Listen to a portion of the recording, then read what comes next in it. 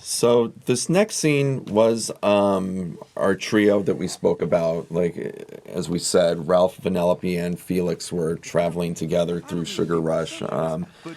Which was called Candy Hollow still. Candy Hollow, yeah, back then. That was Lauren McMullen that came up with the name Sugar Rush, yeah. And so this I remember being the sequence that really told us, like, we had our characters. Yeah, I miss this one a lot. I mean, this, if anything, it really made it clear in my mind that these were characters that were kind of worth watching. You know, that they had a lot of dimension to them. You know, that they played well off of one another. Ultimately, it didn't make it in the movie, but it was a huge, milestone for the story of knowing, like, okay, I like where these guys are going. So you get to see a chance of Vanellope and Felix interacting, which they really don't, as it stands in the movie now. So, and then this is Sarah did the record for this early version.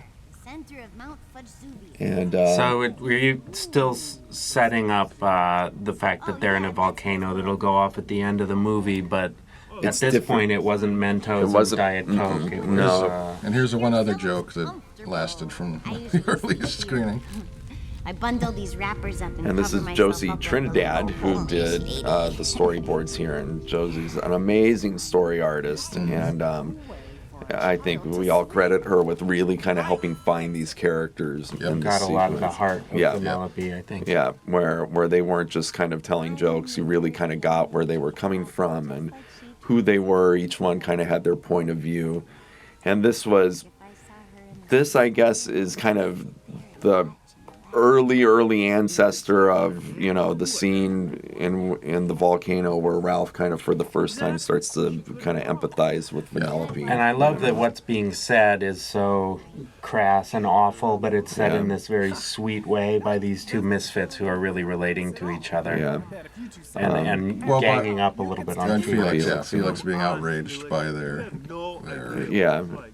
non-conformism, for lack of a better or revolting. And even then, you can still see that Ralph is not quite a human being. Right, he was kind of a monster. He was didn't know what he was going to be exactly. And this was the big find, just that little beat right there of Ralph and Vanellope kind of bonding. That one smile, we knew, like, oh, these guys work good together. Even though they're bickering like like siblings. Yeah, they belong together. They're going to help each other. Good night, Felix.